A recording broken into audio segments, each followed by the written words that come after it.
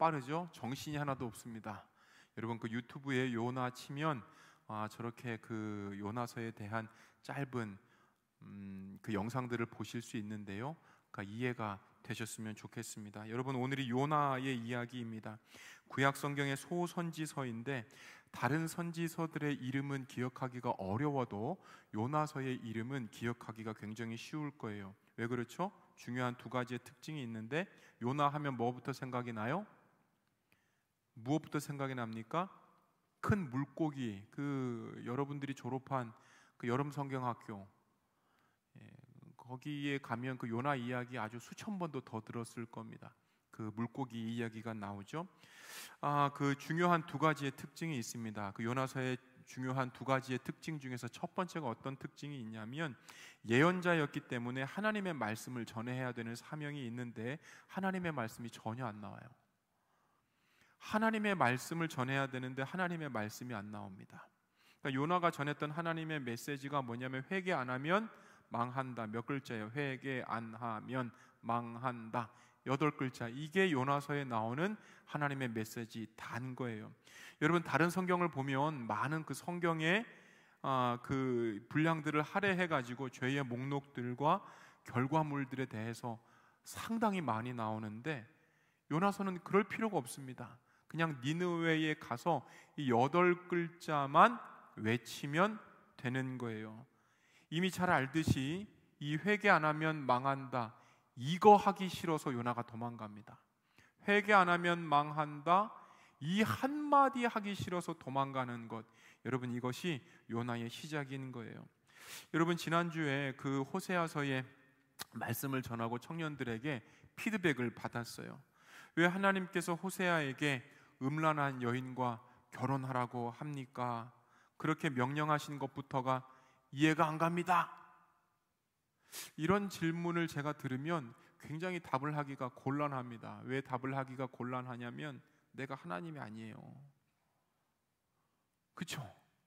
그러니까 하나님이 아닌데 성경의 여러 구절들과 말씀을 통해서 이것이 옳겠다라고 이제 합리적인 이유들을 여러분들한테 내야 됩니다. 그러니까 음란한 여인과 결혼을 하라는 그 이유가 뭐죠?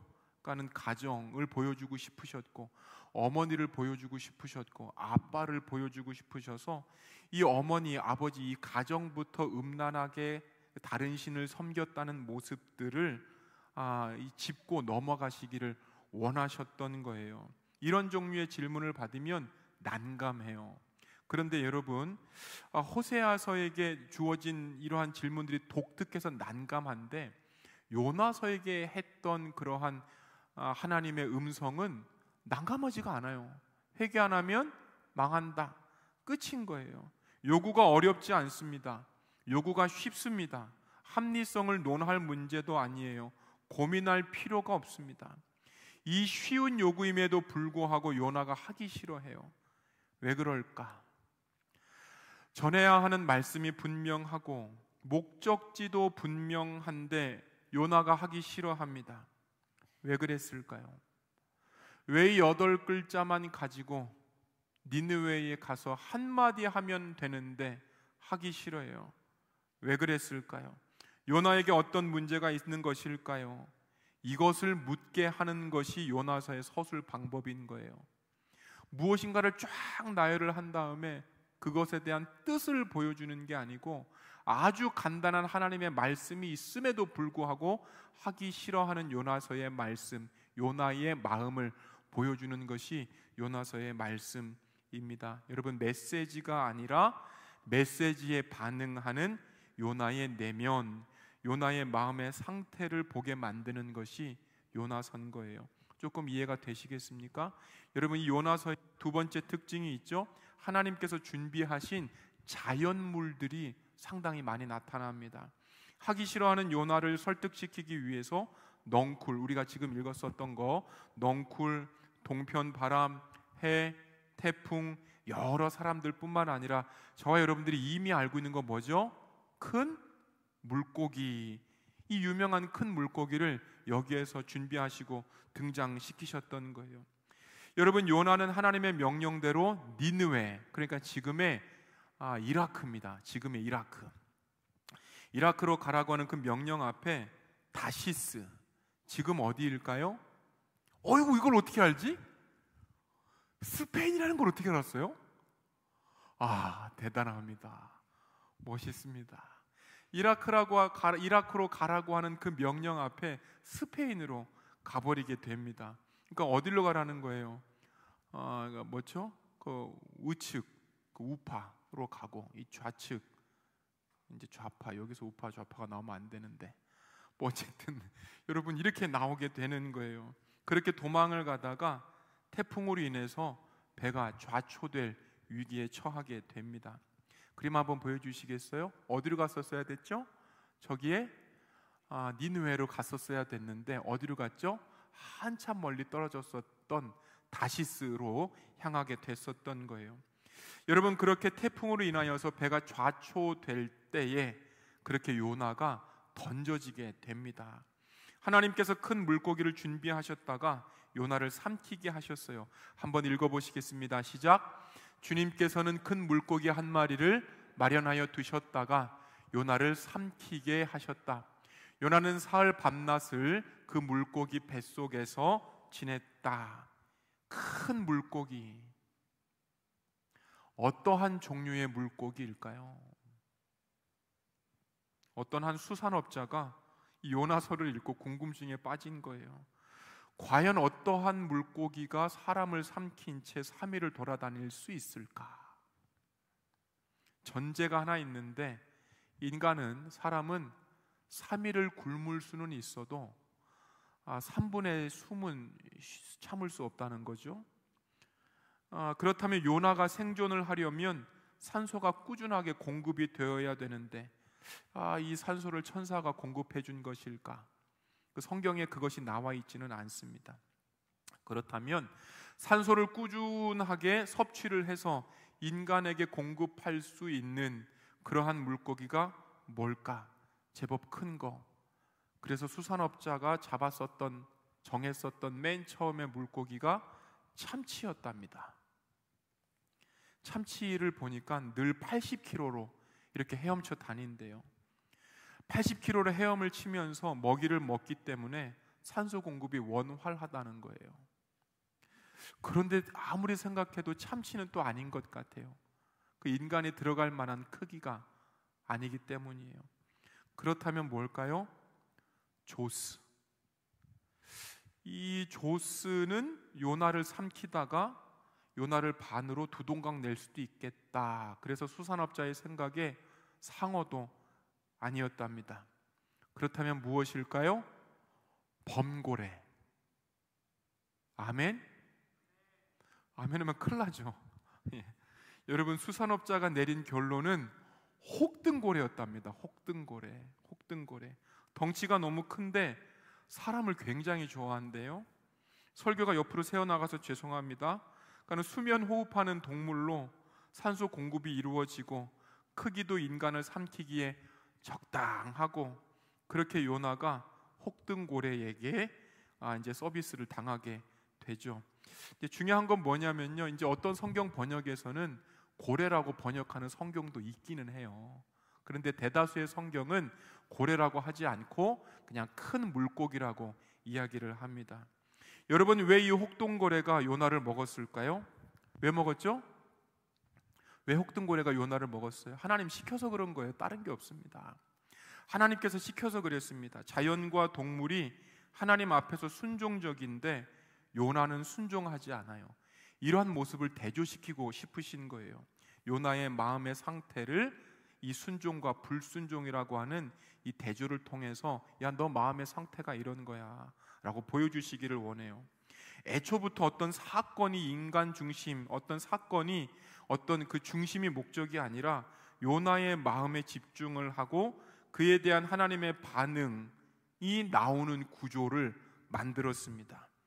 애초부터 교훈적인 목적을 가지고 요나서를 쓰지는 않았을까라고 하는 것이 일반적인 성경학자들의 의견인 거예요. 그러니까 하나님의 말씀이 안 나와요. 하나님의 말씀이 안 나오고 요나의 마음을 딱 이렇게 집중하면서 뭘 가르치려는 건지에 초점을 애초부터 뒀구나, 이것이 요나서의 목적인 거예요. 그래서 혹자는 요나서를 사건 진술 혹은 진짜다라고 보는 사람들도 있지만, 혹자는 잠언처럼 지혜의 말씀이겠다로 보는 학자들도 상당히 많다는 거예요. 여러분, 물고기 뱃속에서 살아난 이 불사조 요나가 아미떼의 아들이라고 나옵니다. 이 아미떼라고 하는 뜻은 뭐냐면 진리라고 하는 뜻인 거예요. 그러면 무슨 아들이에요? 진리의 아들입니다. 진리의 아들. 진리를 추구하고 진리대로 산다라고 하는 그 의미가 있어요. 그런데 하나님의 명령을 거부하고 니느웨로 가라고 했는데 다시스로 가죠. 정반대의 길이에요. 이 정반대의 길로 갔다라고 하는 것, 하나님의 명령을 나 완벽하게 거절할게 라고 하는 그 뜻을 담고 있습니다. 그렇게 내려간 곳이 요빠 항구예요. 요빠 항구. 그 요빠 항구에서 배를 타게 돼요. 우리말 성경으로는 배에 올랐다라고 하는데, 그 원래 원어로 보면 배로 내려갔다라고 하는 뜻에 훨씬 더 가깝습니다. 이 배 안에서도 맨 아래로 내려가요. 맨 위층에서도 하나님의 얼굴을 최대한 피하려고 눕습니다. 누운 상태에서도 완벽하게 차단하려고 얼굴을 돌렸을 것 같아요. 그렇게 잠이 들어버렸습니다. 그러니까 여러분, 처음부터 나타나는 이 요나에 대한 묘사는 철저하게 어떻게 하면 하나님을 부인하고 어떻게 하면 하나님의 음성을 떠날 수 있을까라고 하는 이 상태의 요나를 묘사해 주고 있는 거예요. 바다를 넘어서 도망을 가거나 깊은 곳으로 내려가거나 외면하고 모른 채 얼굴을 돌리고 자버리면 하나님이 못 찾을 것 같다라고 했던 생각이 이 당시의 요나에게도 있었다는 거예요. 그런데 여러분, 하나님이 요나를 추적하시죠. 폭풍을 가지고 오십니다. 요나를 막아버려요. 이때 잠을 자버린 요나에게 선원들을 보내십니다. 그리고 깨우세요. 폭풍 속에서 이방인 선원들이 다 기도를 하는데 요나만 기도를 하지 않아요. 대단한 사람이에요. 폭풍 속에서 하나님을 보지 못하는 사람이 애석하게도 믿는 자예요. 이후 요나가 하나님이 자신을 막으시려는 것을 깨닫고 자기를 바다의 제물로 던지라고 이야기를 합니다. 살신성인이에요? 여러분, 얼핏 보면 살신성인 같은데, 저 니느웨 사람들 회개시킬 바에는 그냥 나 혼자 여기서 죽겠다라고 하는 하나님 앞에서 끝까지 도전하는 모습이 나를 바다에 던져라, 이러한 모습인 거예요. 하나님께서 준비하신 물고기 뱃속에 들어갑니다. 성경을 자세히 읽어보면 물고기를 통해서 하나님을 요나를 살려주신 건데, 이때 요나가 기도하지 않고 3일을 버텨요.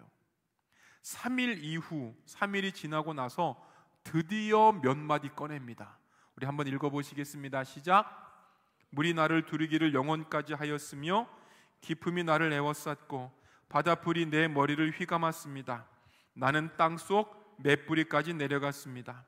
땅이 빗장을 질러 나를 영영 가두어 놓으려 했습니다만 주 나의 하나님, 주님께서 그 구덩이 속에서 내 생명을 건져 주셨습니다. 여러분, 땅속까지 내려갔다라고 하는 어떠한 이러한 성경 구절로 보아서 인생 밑바닥에서 입을 열었다, 인생 밑바닥까지 내려가서 기도했다라고 하는 이 모습을 볼 수 있는 거예요. 여러분, 이 대목에서 진실된 기도, 살려달라고 하는 그러한 간구, 하나님이 계신다고 믿게 되고 은혜를 받는 때는요, 여러분, 애석하게도 진짜 힘들 때 주님을 찾고 진짜 힘들 때 주님께 기도하고 그때 그렇게 주님을 만나게 되는 거예요. 때문에 인생의 밑바닥, 고난은요, 하나님의 은혜를 경험할 수 있는 최적의 장소이기도 합니다. 요나가 회개해요. 어쨌든 회개합니다. 회개해서 이 회개한 요나에게 하나님께서 다시 사명을 주세요. 한 번의 실패로 끝내지 않고 니느웨에서 말씀을 전하라고 하십니다. 몇 글자라고요? 8글자.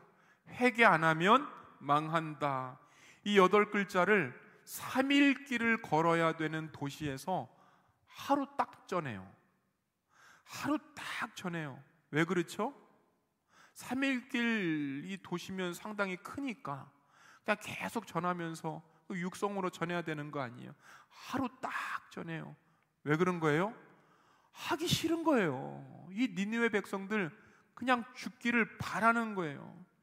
하기 싫은데, 그런데 안 하면 또 물고기 뱃속에 들어가야 되니까 억지로 하는 거예요. 회개 안 하면 죽는다. 이 8마디 왕이 듣고 백성이 회개하고 짐승들도 돌이킵니다. 하나님이 기다렸다는 듯이 용서하세요. 그렇게 니느웨가 구원을 받습니다. 그때에 가장 화가 난 사람 한 명, 누구라고요? 요나. 구원을 받았는데 요나는 화가 나는 거예요. 옆에 사람 너무 잘 되는데 이 요나는 화가 나는 거예요. 요나에게는 평생 악했던 니느웨가 한 번 회개했다고 쉽게 용서받은 것에 대해서 이건 아니야 라는 그 마음이 들었던 거예요. 화가 나고 이해가 되지 않았었던 요나의 모습이 우리가 읽었었던 본문입니다. 우리 한 번 더 읽어보시겠습니다. 시작. 요나는 이 일이 매우 못마땅하여 화가 났다. 주님, 이제는 제발 내 목숨을 나에게서 거두어 주십시오. 이렇게 사느니 차라리 죽는 것이 낫겠습니다. 여러분, 어떤 그 대화의 한 장면인데 우리 2절을 감정을 넣어서 한번 읽어보실까요? 시작. 주님, 이제는 제발 내 목숨을 나에게서 거두어 주십시오. 이렇게 사느니 차라리 죽는 게 낫겠습니까? 무슨 뜻이에요? 죽이십시오. 나 아무리 죽여도 난 니느웨만큼은 못 가겠습니다. 아무리 뭐라 그래도 난 니느웨가 너무너무 싫습니다. 회개가 못마땅해서 이 불만이 가득했던 요나, 성경에 보면 매우 싫어했고 매우 불쾌해했다라고 나와 있는데, 원문을 보면 그렇게 요나는 큰 악이 되었다라고 이야기해요. 굉장히 다른 뉘앙스죠. 하나님이 구원을 하셨는데 그 구원받은 백성들을 보면서 못마땅해 하고 화를 내다가 그렇게 큰 악이 되어버렸습니다. 여러분, 자기의 뜻, 자기의 주관이 뚜렷해서 하나님의 뜻보다도 앞선 자들에 대해서 성경은 이렇게 표현합니다. 뭐라고요? 큰 악. 이렇게 큰 악이 된 요나, 하나님께서 구출하시려고 온갖 노력을 하는 것이 4절부터 등장을 합니다. 우리는 5절부터 읽어보시겠습니다. 시작. 요나는 성읍 동쪽으로 가서 머물렀다. 그는 초막을 짓고 그 그늘 아래에 앉았다. 그 성읍이 어찌 되었는가를 볼 셈이었다. 주 하나님이 박넝쿨을 마련하셨다. 주님께서는 그것이 자라올라 요나의 머리 위에 그늘이 지게 하여 그를 편안하게 해주셨다. 박넝쿨 때문에 요나는 기분이 무척 좋았다. 그러나 다음 날 동이틀 무렵 하나님이 벌레를 한 마리 마련하셨는데 그것이 박넝쿨을 쓸어와 버리니 그 식물이 시들고 말았다. 여러분, 6절 한번 비춰주시겠어요? 6절을 보시면요, 그를 편안하게 해주셨다. 다른 말로 하면요, 그의 괴로움을 면하게 해주셨다라고 하는 뜻이에요. 근데 이걸 원문으로 들어가면요, 악이 된 요나를 회복시키려 하셨다라고 하는 뜻인 거예요. 이미 악이 되어버린 요나를 회복시키려 하셨다. 여러분, 큰 악이 된 요나를 위해서 하나님이 온갖 것들을 동원하시죠. 박넝쿨, 벌레, 동풍, 이러한 교육적인 도구들을 다 동원해서 그를 돌이키십니다. 그런데 한 성격하는 요나가 대들어버려요. 8절 말씀입니다. 시작. 해가 뜨자 하나님이 찌는 듯이 뜨거운 동풍을 마련하셨다. 그는 기력을 잃고 죽기를 자청하면서 말하였다. 이렇게 사느니 차라리 죽는 것이 더 낫겠습니다. 이렇게 사느니 차라리 죽는 것이 더 낫겠습니다. 이거 하나님 앞에 대드는 장면이에요. 하나님 앞에 대드는 장면이에요. 하나님, 나 당신의 의도를 알았으니까 알아서 하십시오. 나 그만합니다. 그냥 대드는 모습이 아니라 우리 어머니가 나에게 너는 어쩜 그렇게 대들어도 빠락빠락 대드냐? 이런 얘기 듣는 청년들이 있죠? 왜 눈을 못 마주쳐요? 거기 빠락빠락 대드는 청년이 있죠? 부모들에게 있어요? 없어요? 이거 초등학교도 아니고 죄송합니다. 여러분, 어쨌든 이렇게 빠락빠락 대드는 모습 앞에서 결국 하나님께서 결정타 질문을 하나 내보내시는 거예요. 이 결정타에 요나가 대꾸를 할 수 없었습니다. 한 번 더 읽어보시겠습니다. 시작. 주님께서 말씀하셨다. 내가 수고하지도 않았고 내가 키운 것도 아니며 그저 하룻밤 사이에 자라났다가 하룻밤 사이에 죽어버린 이 식물을 너가 그처럼 아까워하는데 하물며 좌우를 가릴 줄 모르는 사람들이 12만 명도 더 되고 짐승들도 수없이 많은 이 큰 성읍 니느웨를 어찌 내가 아끼지 않겠느냐. 야, 너 박넝쿨 그렇게 중요하다고 여겼잖아. 그런데 이 성에는 앞뒤 분간 못하는 12만 명이 있잖아. 이러한 생명 더 중요하지 않냐? 이렇게 말씀하시는 거예요. 이런 하나님의 대답에 요나가 더 이상 말대꾸를 할 수가 없었습니다. 여러분, 만약 여러분들이 이 자리에 와서 대화를 이끌어 나간다고 할 것 같으면 요나처럼 말을 멈추시겠어요? 아니면 또 다른 이유들을 설명하시겠어요? 여러분, 요나서에서 눈여겨볼 것은 선포하라고 하는 하나님의 말씀이 나오지 않는다는 점이에요. 말씀이 있어도 움직여지지 않고 동의하지도 않는 이러한 요나의 모습에 우리가 집중해야 됩니다. 여러분, 하나님을 믿으면서도 동의를 하지 못하는 이러한 요나의 모습이 어떠한 모습일까요? 지난주 호세아서의 말씀을 잠깐 기억해 보세요. 호세아서의 말씀을 잠깐 기억해 보시면 중요한 단어 하나가 나와요. 어떤 단어죠? 어떤 단어예요? 한국어로 두 글자? 어떠한 단어예요? 여성의 그 이름 비슷한 거 있잖아요. 어떤 단어예요? 헤세드. 그거를 한글로 바꾸면 인애, 충실한 사랑, 언약에 기반한 충실한 사랑. 이 인애가 호세아서의 주제인 거예요. 이 인애, 이 언약의 말씀들을 아브라함과 맺으면서 하셨던 약속이 뭐냐면 땅의 모든 족속이 너로 말미암아 복을 얻을 것이다, 이렇게 얘기를 하세요. 그러니까 땅의 모든 족속이 복을 받겠다는 거예요. 못 받겠다는 거예요. 받겠다는 거예요. 너는 거기에 통로가 되라는 거예요. 땅의 모든 족속, 이방인들도 하나님의 복의 대상이 되시는 거예요. 여러분, 이집트에서 탈출한 이스라엘 민족들을 우리가 알 수 있습니다. 이집트의 신들을, 그 죽음을 본 이스라엘 민족만 출애굽하는 게 아니고 그 이스라엘 민족과 함께 신들의 죽음을 봤었던 잡족들도 같이 나와요. 같이 구원받는 거예요. 한번 말씀을 읽어보실게요. 시작. 그 밖에 다른 여러 민족들이 많이 그들을 따라 나섰고 양과 소 등 수많은 집짐승 떼가 그들을 따랐다. 이방인들도 구원받아야 된다는 거예요. 여러분, 이사야서에는 이방인들도 하나님을 사랑할 수 있습니다 라고 하는 그러한 말씀이 나와요.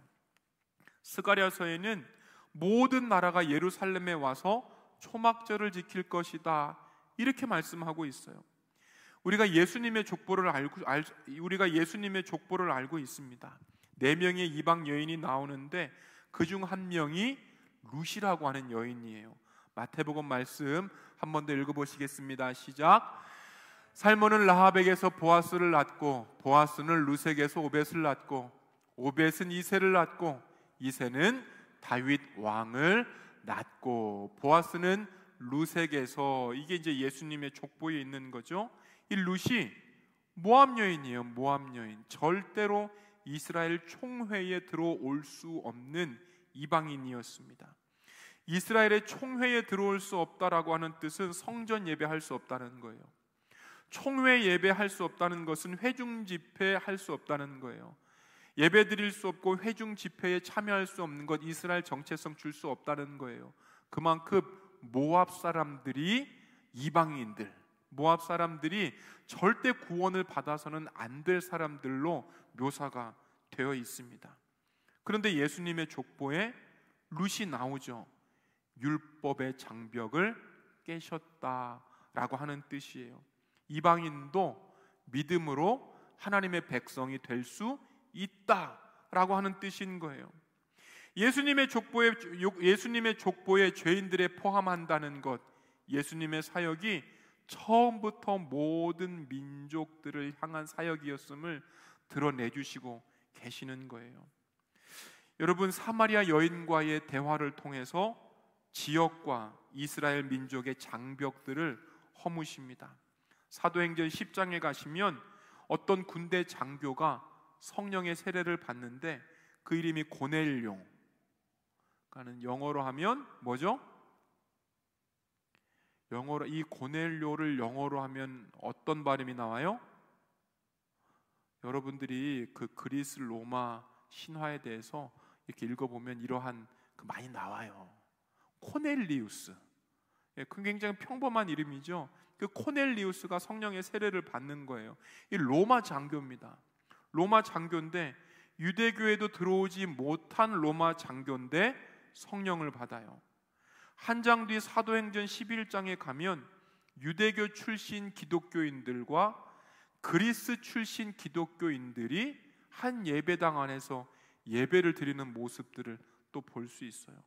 다문화 복음이 등장하게 되는 거예요. 하나만 더 해볼까요? 이방 도시 에베소에서 대규모의 회심이 일어납니다. 사도행전 19장 말씀인데 이 에베소에서의 대규모의 회심 덕분에 로마 중심부로 복음이 확장되는 역사가 나타나는 거예요. 이렇게 이방인의 구원에 대해서 방점을 찍는 성경의 구절들이 몇 구절이 있습니다. 한번 읽어보시겠습니다. 시작. 하나님은 사람을 외모로 취하지 아니하시고 각 나라 중 하나님을 경외하며 의를 행하는 사람은 다 받으시는 줄 깨달았도다. 여러분, 우리도요, 요나의 입장에서 보면 이방인인 거예요. 하나님의 긍휼과 은혜가 유다인에게 한정되었다면 여러분들도 그리고 저도 구원받을 수 없는 거예요. 이렇게 이방인의 구원에 대해서 결론적인 말씀 두 구절을 더 보실게요. 첫 번째입니다. 시작. 유대 사람도 그리스 사람도 없으며 종도 자유인도 없으며 남자와 여자가 없습니다. 여러분 모두가 그리스도 예수 안에서 하나이기 때문입니다. 계시록에서 이방인들을 향한 이 구원의 말씀이 어떻게 증명되고 있습니까? 민족들이 그 빛 가운데로 다닐 것이요 땅의 왕들이 그들의 영광을 그 도성으로 들여올 것이다. 여러분, 그래서 정치적으로, 사회적으로, 종교적으로 저와 여러분들과의 입장이 다른 사람들도 똑같이 하나님의 피조물인 거예요. 그런 점에서 그들이 돌봄의 대상입니다. 그런데 원수에게 어떻게 은혜를 생각나게 할 수 있을까라고 하는 이러한 점들, 요나뿐만 아니라 우리들에게도 불편을 줄 때가 많아요. 회개와 사랑을 자꾸 얘기하면 법을 세우고 규약을 세우고 어떤 그러한 것들을 만들어야 되지 않습니까? 자칫 사랑이나 회개가 가볍게 느껴지지는 않습니까? 이렇게 보는 사고들도 있습니다. 여러분, 심판이 중요한데요, 무엇보다 생명 보존이 더 중요하다라고 하는 것이 요나서의 말씀인 거예요. 예수님께서는 어떻게 말씀하셨을까요? 한번 읽어보실게요. 시작. 하나님께서 세상을 이처럼 사랑하셔서 외아들을 주셨으니 이는 그를 믿는 사람마다 멸망하지 않고 영생을 얻게 하려는 것이다. 하나님께서 아들을 세상에 보내신 것은 세상을 심판하려는 것이 아니라 아들을 통하여 세상을 구원하시려는 것이다. 우리 16절 말씀을 여러분들이 잘 기억하고 계시죠? 17절 말씀도 동일하게 중요한 말씀이에요. 우리 한 번 더 읽어보시겠습니다. 시작. 하나님께서 아들을 세상에 보내신 것은 세상을 심판하려 하시는 것이 아니라 아들을 통하여 세상을 구원하시려는 것이다. 여러분, 요나가 하나님의 구원을 이스라엘만의 특권에서 모든 민족에게 주시는 하나님의 마음으로 확장해야 된다라고 하는 구약의 대표적인 책인 거예요. 이렇게 이방인의 구원이 언약의 초반부터 나오지만 요나는 그 마음, 쟤네만큼은 구원받아서는 안 돼, 쟤만큼은 안 돼, 이 심정을 돌이키지 않습니다. 따라서 요나는요, 자신이 하나님을 가장 잘 안다고 착각하고 사는 이기적이고 때로는 교만한 신앙인을 대표하는 거예요. 하나님의 사랑이 요나에게는 독점권이었습니다. 자기 것이었던 거예요. 이런 자를 비춰주며 요나같이 살면 안 돼! 라고 하는 것이 오늘 메시지입니다. 여러분, 그것이 우리의 모습이라면 그 내면 요나의 모습들을 빼내어야 된다라고 하는 것이 바로 메시지인 거예요. 여러분, 지난주에 호세아 말씀과 오늘의 말씀이 되게 연관이 많이 됩니다. 신앙의 모습이 있는데 신실함이 없어요. 신앙의 모습이 있는데 충실함이 없어요. 신앙의 모습은 있는데 인애가 없다면 어떠한 일들이 벌어지는가, 이것이 호세아 6장 7절에서부터 나타났던 말씀이에요. 우리 한번 읽어보시겠습니다. 시작. 그런데 이 백성은 아담처럼 언약을 어기고 나를 배반하였다. 길르앗은 폭력배들의 성읍이다. 발자국마다 핏자국이 뚜렷하다. 강도떼가 숨어서 사람을 기다리듯 제사장 무리가 세겜으로 가는 길목에 숨었다가 사람들을 살해하니 차마 못할 죄를 지었다. 내가 이스라엘 집에서 소름 끼치는 일들을 보았다. 거기에서 에브라임이 몸을 팔고 이스라엘이 몸을 더럽힌다. 이 본문에서 나오는 길르앗과 세겜이라고 하는 이 지역, 언약을 갱신한 종교개혁의 중심지였어요. 그런데 이 본문에는요, 길르앗을 폭력배의 성읍, 그리고 세겜을 강도와 살해가 일어나는 성읍으로 묘사하고 있어요.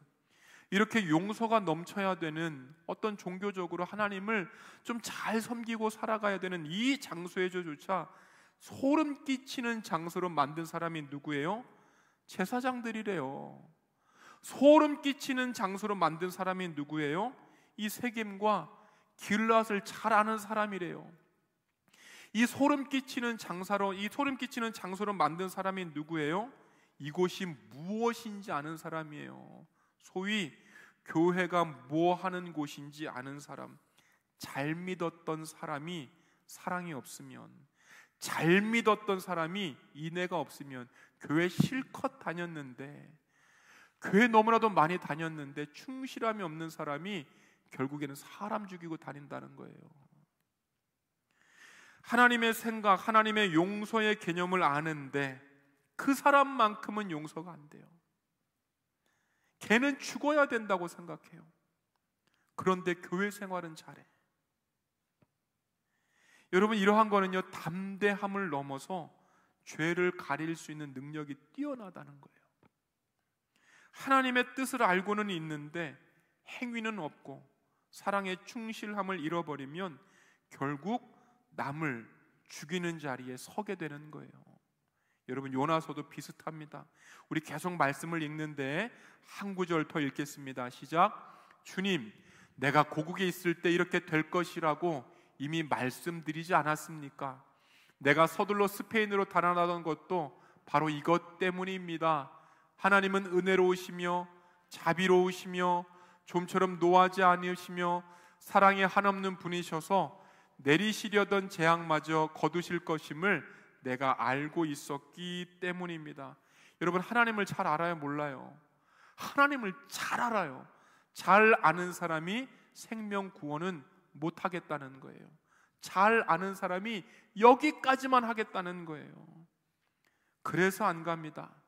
그래서 그 친구만큼은, 그래서 그 사람만큼은 구원받을 수 없다라고 생각합니다. 여러분, 사랑의 하나님도 알았고 풍랑 속에서 선원들이 그의 목숨을 구원도 해주었고 큰 물고기를 통해서 생명이 구해졌다면 생각이 달라져야 되잖아요. 그렇게 죽을 고비 한번 넘겼으면 생각이 달라져야 되잖아요. 그런데 생각이 바뀌지 않고 무엇이 되었다고요? 큰 악으로 변해 버렸다. 여러분, 그렇다면 그를 그렇게 큰 악으로 만든 것이 무엇입니까? 바로 이거래요. 선민의식. 선민의식이 요나를 그렇게 큰 악으로 만들었습니다. 선민의식, 정체성이에요. 하나님의 백성이라고 하는 자부심, 소명의식, 이것 때문에 순종이 나오고 헌신이 나오고 책임감이 이러한 선민의식에서 나오게 됩니다. 그런데 여러분, 이 선민의식이 어떻게 변할까요? 한번 보여주시겠어요? 선민의식을 가지고 나는 선택받은 자, 걔는 선택받지 못할 자라고 하는 이 구분점이 생기는 거예요. 하나님의 구원은 나까지만 혹은 우리까지만이라고 하는 이 독점의 개념이 강화가 됩니다. 배타성이 높아져 가요. 타인을 신앙을 위협하는 존재로 바라보게 됩니다. 이러한 선택받은 백성이라고 하는 자부심 때문에 선택과 비선택을 구분하기 시작하면 결국에는 다른 사람들을 정체성과 신앙을 위협하는 관심 밖의 존재로 생각하기 시작합니다. 여러분, 이러한 것들을요, 집단적으로 혹은 교회적으로 보면 집단 안전화라고 한대요. 집단 안전화. 이방인의 영향력이 커지면 신앙과 공동체가 훼손될 수 있겠다. 사도행전을 보면 이방인에게도 구원이 있습니다, 이 말 때문에 집단 안전의 불안감을 느낀 사람들이 결국 바울을 죽이게 되는 거예요. 한번 말씀을 읽어보실게요. 시작. 그때에 주님께서 말씀하시기를 가라, 내가 너를 멀리 이방 사람들에게로 보내겠다 하셨습니다. 사람들이 바울의 말을 여기까지 듣고 있다가 이런 자는 없애버려라, 살려두면 안 된다 하고 소리를 질렀다. 이방인에게 구원이 있다고 한 바울을 이스라엘이 죽여버리고자 합니다. 집단 안전, 집단 선민 의식에 빠졌던 그러한 자들의 손에 바울이 그렇게 죽는 거예요. 여러분, 우리 청년 공동체 안에 이러한 문제가 없겠습니까? 우리 청년 공동체 안에 이러한 이스라엘, 이 선민 의식이 발전된 배타성이 없겠습니까? 집단 안전에 갇혀서 남들을 관심 밖의 존재로 인식할 때가 많지 않습니까? 집단 안전에 익숙해서 끼리끼리 놀고 어울릴 때가 많지 않습니까? 여러분, 라미제라블을 이렇게 보시면 그 장발장과 그를 쫓는 형사 자베르가 등장하죠. 장발장이 누구죠?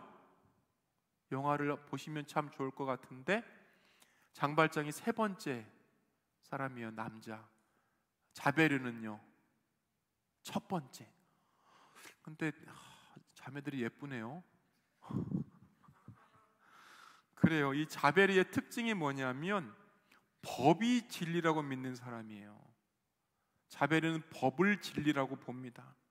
자베르에게 죄를 지었느냐 죄를 짓지 않았느냐가 중요합니다. 다른 것은 중요하지 않아요. 때문에 감옥에서 나온 장발장이 어떠한 선행을 해도 전과자로밖에 안 보여요.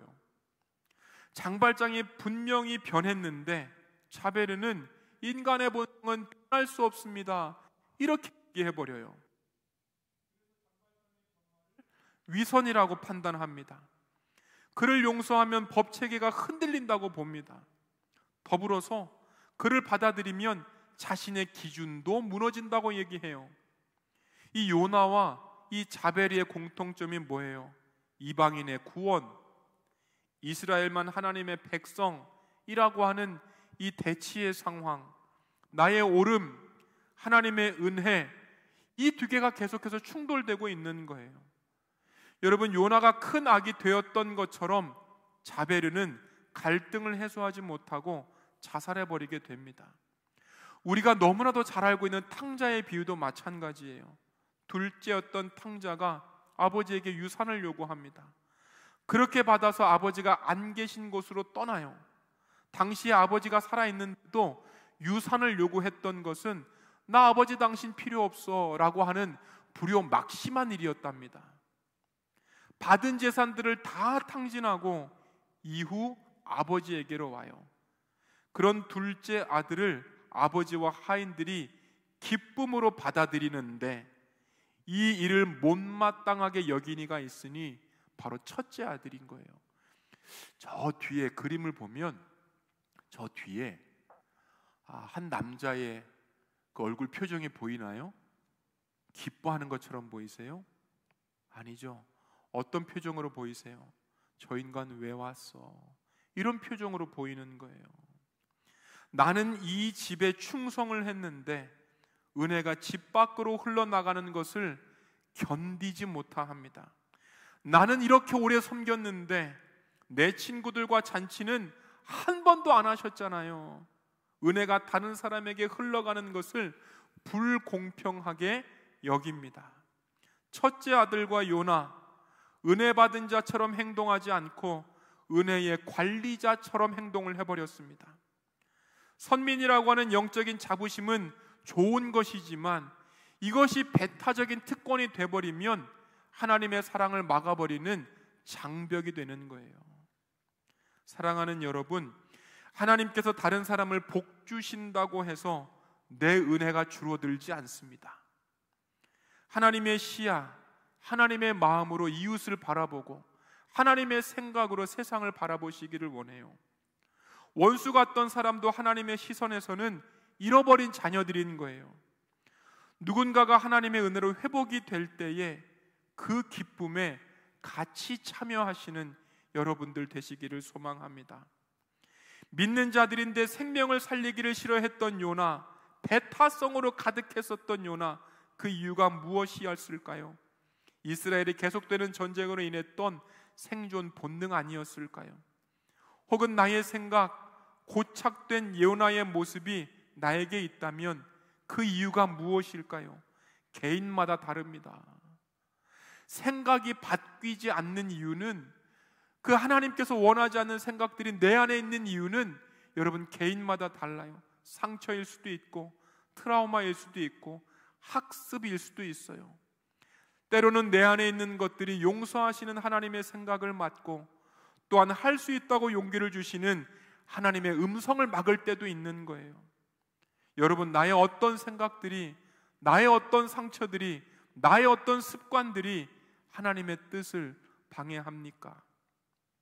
요나서가 모든 장면을 통틀어서 말씀하듯이 나의 생각보다, 나의 주장보다 하나님의 생각과 하나님의 음성이 크게 들렸으면 좋겠습니다. 모든 사람을 향한 하나님의 마음으로 결국에는 우리도 구원을 받았듯이 내 안의 신념보다 하나님의 마음을 배우는 것이 더 중요하지 않겠습니까? 요나를 바라보면서 하나님, 내 안에 하나님을 막는 것이 무엇입니까? 요나와 비교하면서 하나님, 내 안에 하나님의 음성을 따르지 못하게 하는 것이 무엇입니까? 이번 한 주도 고민하시면서 나의 발걸음, 나의 마음들이 주님 앞에 순종으로 나아가시는 여러분들 한 분 한 분 되시기를 소망합니다. 기도하시겠습니다.